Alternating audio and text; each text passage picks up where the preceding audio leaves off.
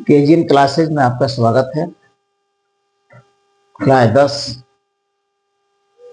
के chapter number 3.6 का question number 1 का चौथा क्वेश्चन, ये भी जो है दो चर वाले रैखिक समीकरण पर ही आधारित है, जो है 5/x-1 plus 1/y-2 equal to 2 और 6/x-1 minus 3/y-2 equal to 1। इस सवाल को हल करने के लिए आप डायरेक्ट भी सोल्यूशन इसका कर सकते हैं। आप चाहे तो इसी को समीकरण 1 का समीकरण 2 यहाँ मान लेंगे। मान करके समीकरण 1 में 3 से मल्टीप्लाई करेंगे, समीकरण 2 में 1 से मल्टीप्लाई करेंगे। ये चीज कट जाएगा और घटाकर जो आए उससे x का मान निकल जाएगा। आज जब x का मान निकलेगा तो फिर x का मान रख करके आप y का मान निकाल लेंगे। और ये मेथड जो है उससे अलग हटके है, क्योंकि ये फ्रैक्शन हटाने का तरीका है। यहाँ से हर हटाने का तरीका है, जो हर में है यानी कि 1/x-1 के लिए ये मान लिया गया, और यहाँ हर में है क्योंकि दोनों जगह सेम दिख रहा है। दोनों इक्वेशन में x और y के लिए हर का मान समान है, तो 1/x-1 इक्वल टू a तथा 1/y-2 equal to b। This equal to 5a plus b equal to 2 समीकरण 1। यहाँ 6a minus 3b equal to 1 समीकरण 2। अब आप देख रहे हैं कि यह समीकरण यहाँ जो 1 बन रहा है प्लस साइन के साथ है, प्लस साइन के साथ है, और समीकरण 2 जो है b जो माइनस साइन के साथ है।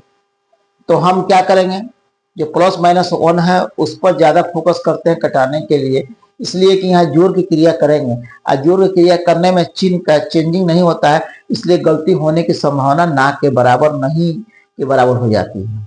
क्योंकि एक टीचर और एक स्टूडेंट में बहुत फर्क है।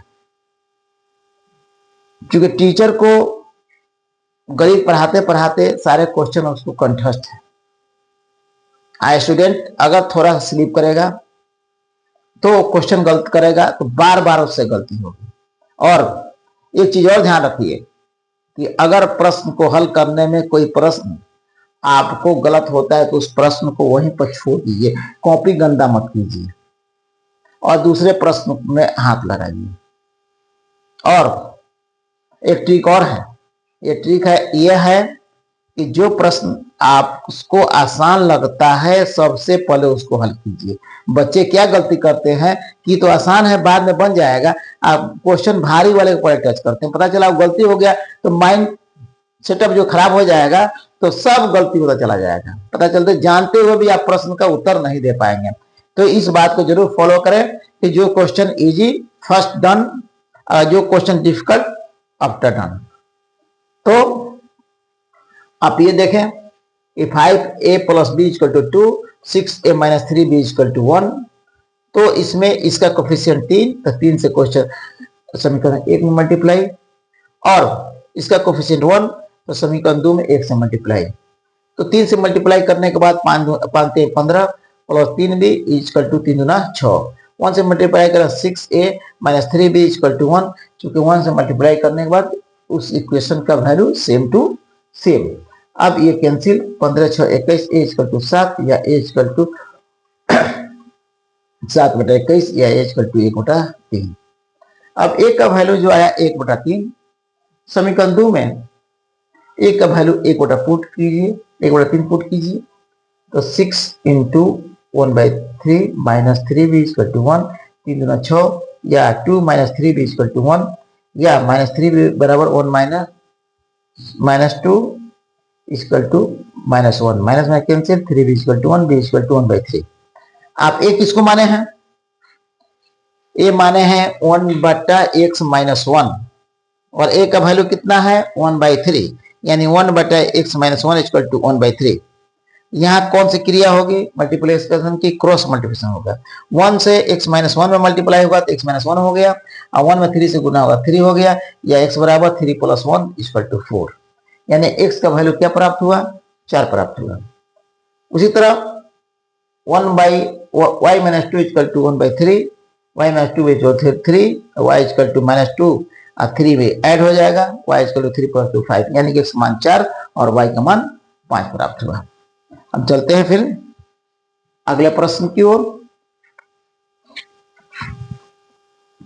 अगला सवाल क्वेश्चन नंबर 1 का 7 नंबर सवाल, 10 बटा x प्लस वाई प्लस 2 बटा x minus Y equal to 4 और 15 बटा x प्लस वाई माइनस 5 बटा x minus Y equal to minus 2। क्योंकि आपको हम बताए थे अपने पिछले क्वेश्चन में कि वहां 1 बटा एक्स प्लस वाई मान के सवाल बनाया गया था, तो यहाँ इसको हम डायरेक्ट सॉल्व कर रहे हैं। डायरेक्ट सॉल्व करने का मतलब ये हुआ कि हमको प्लस माइनस वाला कटाना है। यहाँ कोफिशिएंट 5 तो 5 से इसमें मल्टीप्लाई 1 में, यहाँ कोफिशिएंट 2 तो क्वेश्चन 2 में 2 से मल्टीप्लाई।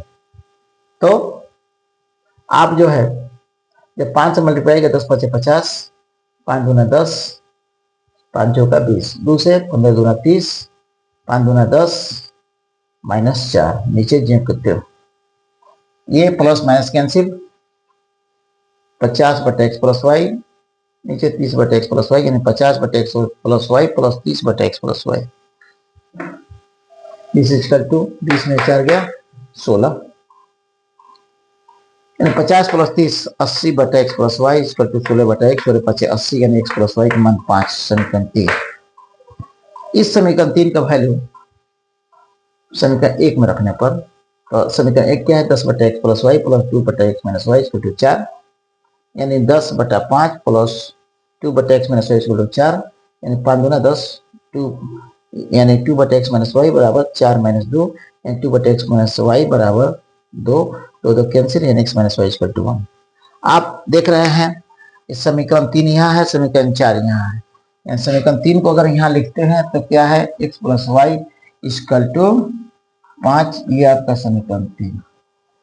तो समीकरण 3 और 4 को जब जोड़ा जाएगा तो x प्लस वाई का वैल्यू 5 और x माइनस वाई का वैल्यू 1, तो y में कैंसिल, x 2x बराबर 5x 6, x बराबर 6 बराबर 2 1 3। अब समीकरण 3 में x बराबर 3 रख दीजिए, x प्लस वाई बराबर 5, 3 प्लस वाई बराबर 5, y बराबर 5 में 3 बराबर 2, y इक्वल टू 2। ये जो है चैप्टर आज यहीं समाप्त हो रहा है और अगले वीडियो में हम मिलते हैं अगले नए चैप्टर के साथ। Thank you.